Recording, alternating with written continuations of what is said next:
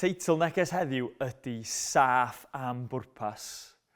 Rwan, mae'r haf wedi diflannu yn do, ond tybed ar efo byth cyrraedd, oedd y tywydd ddim yn gres nag oedd, ond a meddeuwch i fi rwan, dwi am cymryd ni byd chwaraeon am chydig bach.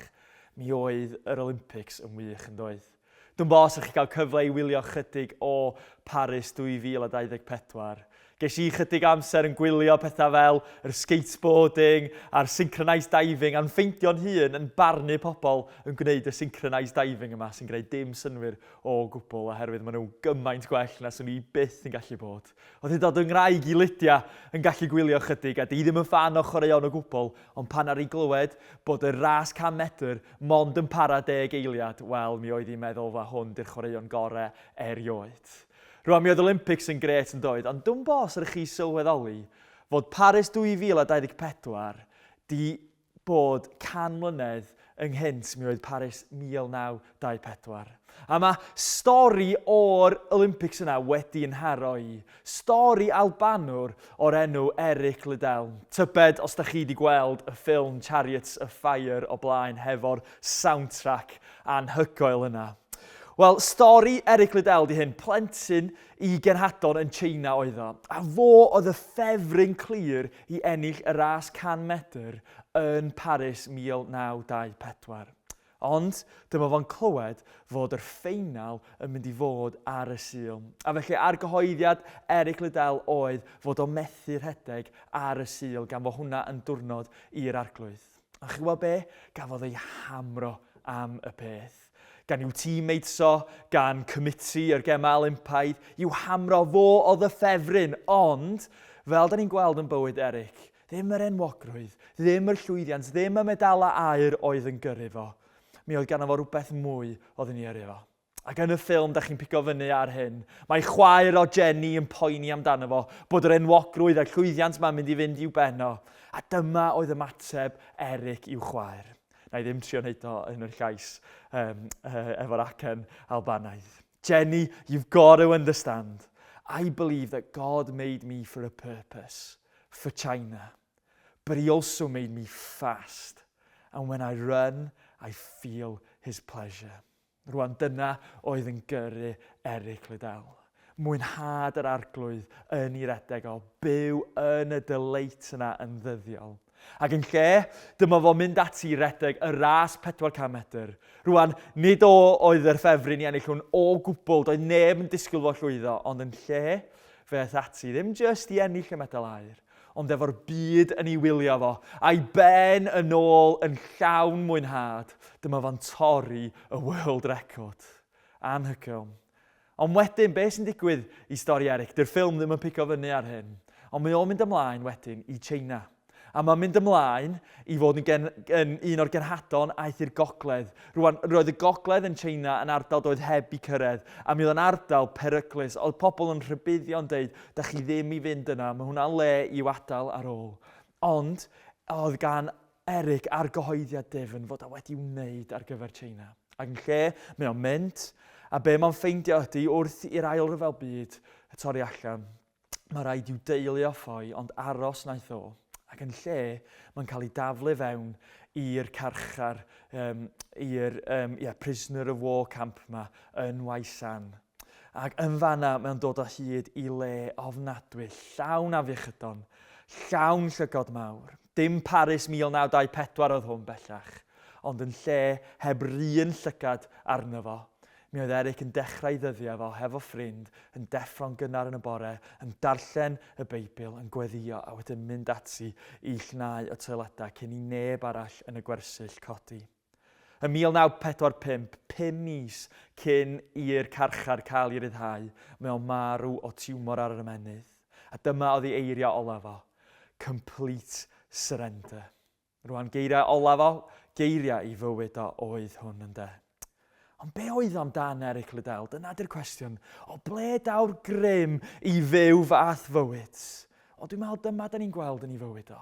Mi oedd o'n gwybod ei fod o'n saff. Mi oedd o'n gwybod fod o wedi garu. Yr un pleser yna oedd o'n teimlo gan Dduw wrth foredig, oedd y pleser oedd o'n byw ynddo yn ddyddiol, fod Duw yn dyleitio yno fo yn ddyddiol. Ac oherwydd hynna, oherwydd bod o'n byw yn saff yng nghariad Duw, dyna lle oedd y grym go iawn. Y grym i gymryd y hamrings. Y grym i ddim angen yr aur. Y grym yna i roi'r cyfan i fyny ac i fynd i Tsieina. Y grym i fynd i'r gogledd peryglus yna lle nad oedd neb arall yn mynd. Y grym yna, fod wedi colli'r cyfan, i'w deilio, i'w ryddu do. Y grym i ddal ati ac i ddeffro pob bore a glanhau yr toileda heb llygaid neb arno fo.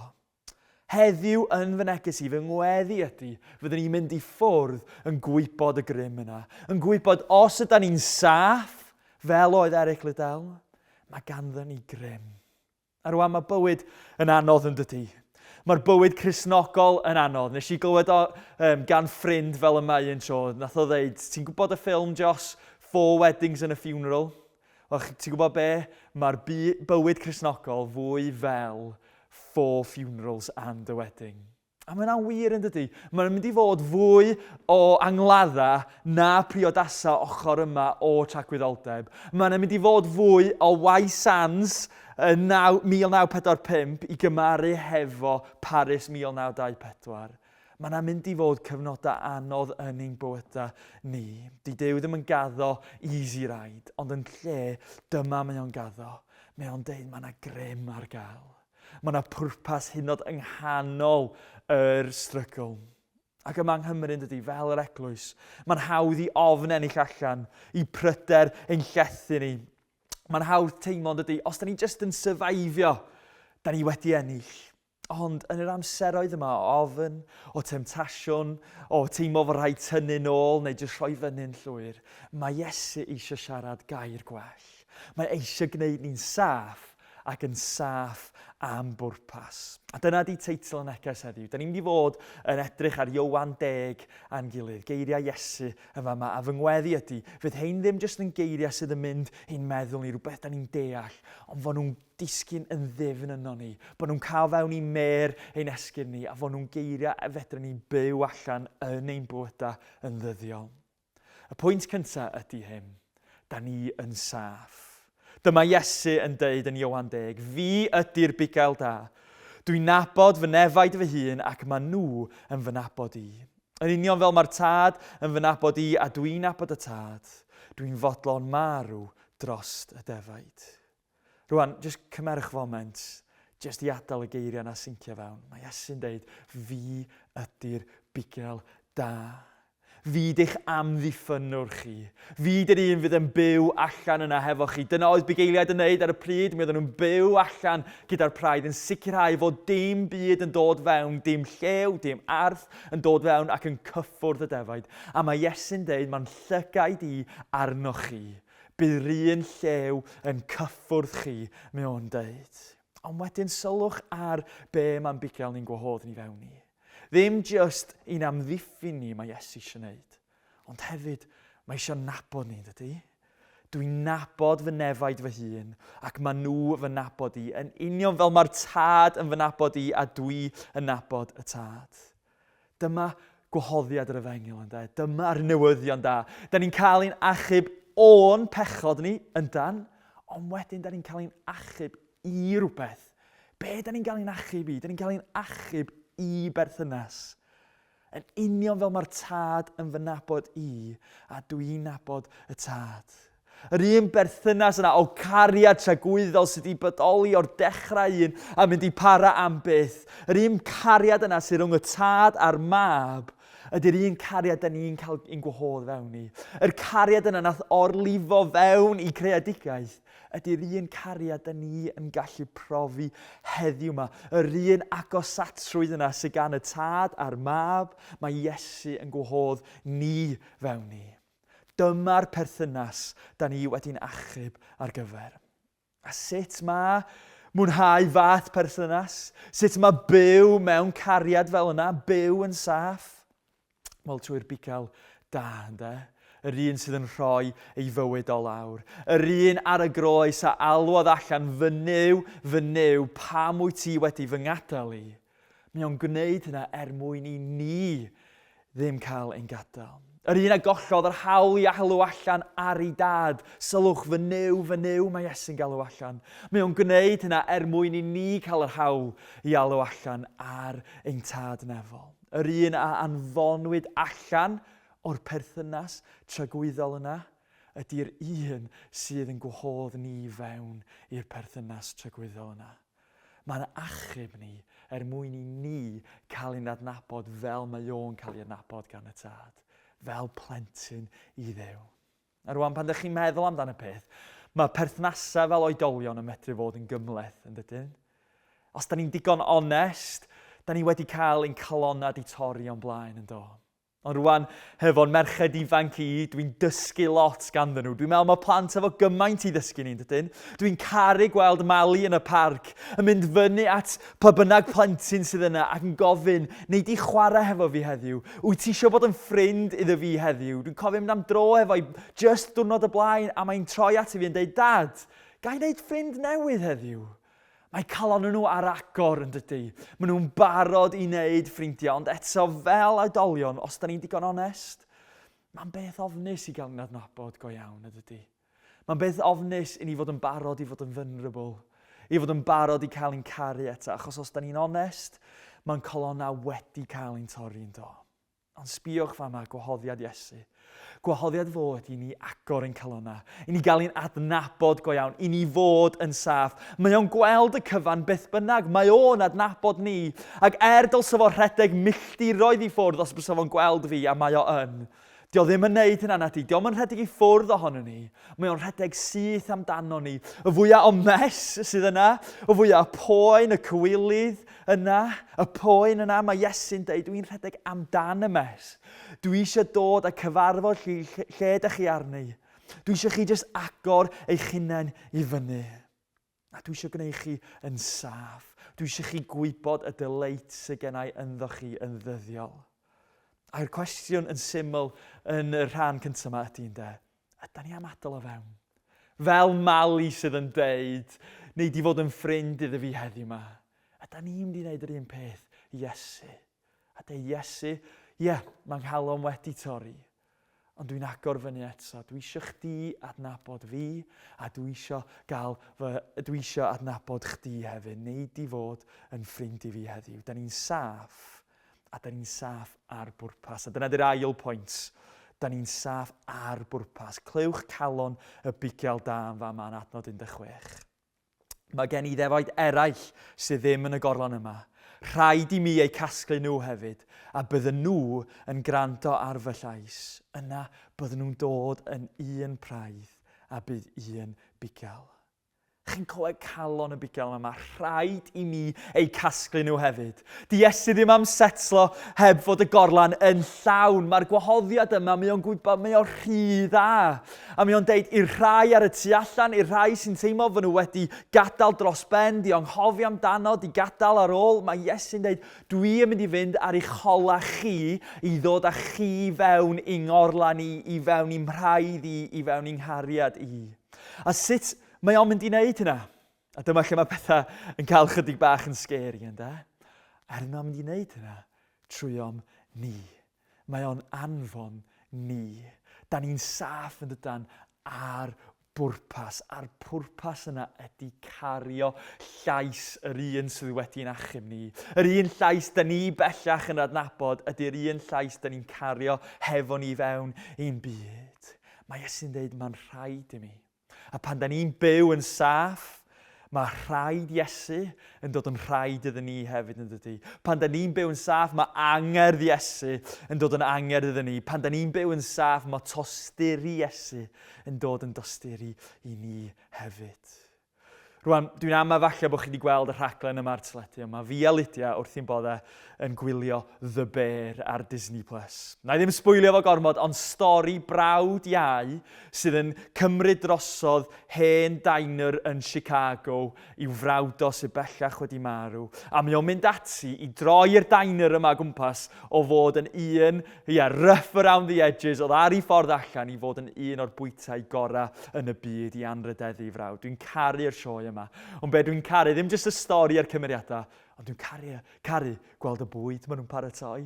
Dwi'n caru gwylio nhw'n paratoi yr bwyd, a dwi'n dychmygu'n hun, dychmyga cael bwyta'r bwyd yna. Chi'n meddwl dwi'n passionate jyst yn gweld y bwyd? Wel, dychmygwch medru camu fewn i'r camu fewn i'r bwyty yna a bwydo a blasu'r bwyd yna. Pan da ni'n profi, pan da ni'n blasu, dyna pryd mae angerdd go iawn yn dod, ynde? Dyna pryd da ni'n barod i fynd ati a rhannu a dweud, mae rhaid chi drio hwn, dwi wedi trio fo'n barod, mae o'n amazing, da chi gorfod blasu hwn.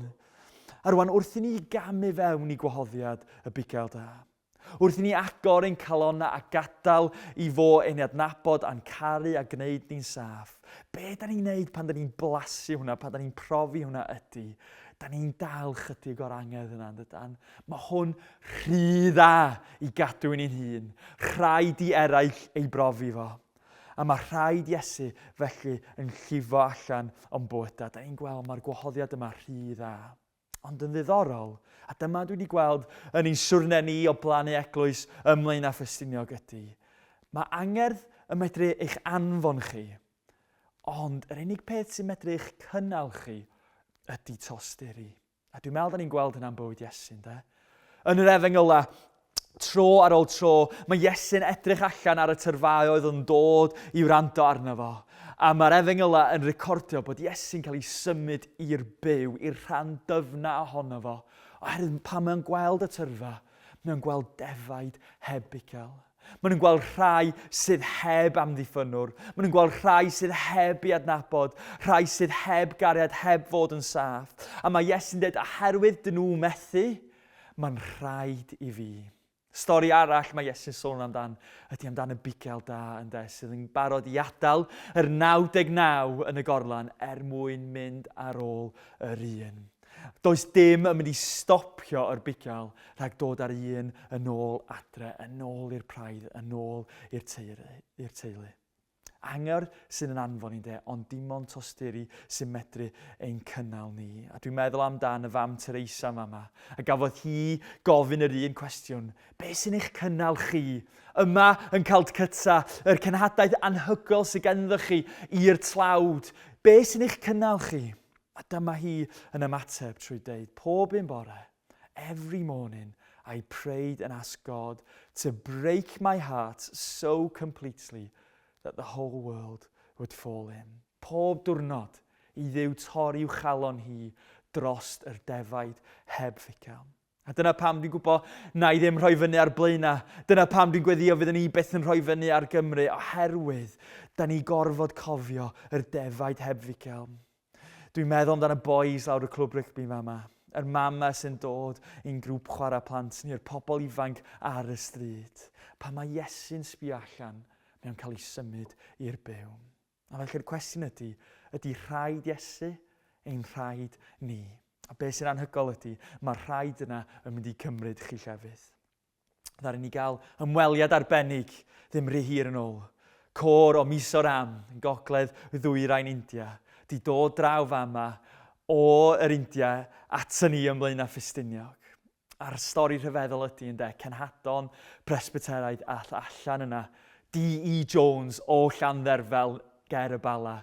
Dyn hollol arferol, ond yn gwybod mae'r newyddion yma, mae'r gwahoddiad yma rhy dda, yr angerdd yna yn anfon allan i ben draw'r byd at yr pobl yma, yr headhunting tribe yma, ac yn gweld a nhw a fy henaid a'n head taid i'r un peth hefyd, yn gweld yr pobl yma mynd o fod yn headhunting people i canu'r hallelujah.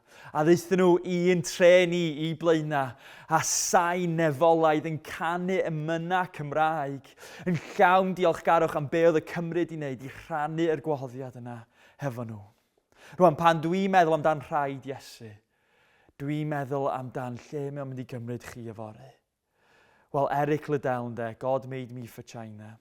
Well, he made you for tomorrow, yndo?